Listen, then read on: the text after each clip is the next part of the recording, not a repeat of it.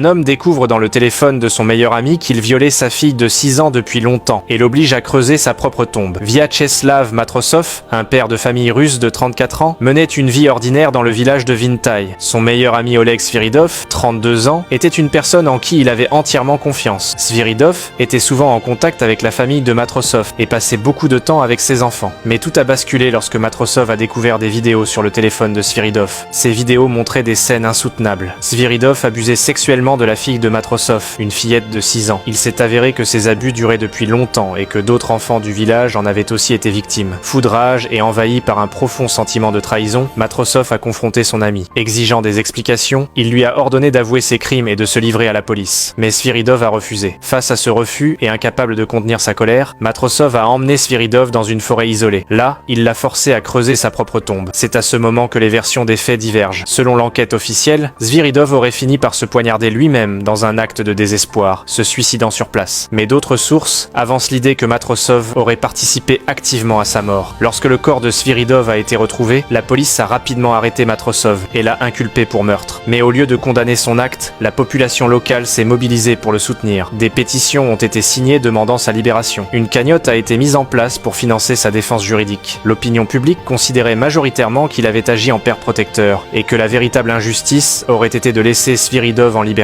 Sous la pression populaire, les autorités ont requalifié les charges retenues contre lui. Il n'était plus accusé de meurtre, mais d'incitation au suicide. Finalement, Vyacheslav Matrosov a été condamné à 18 mois de prison. Cependant, après seulement 6 mois, il a été libéré notamment grâce au soutien massif du public et à la pression médiatique.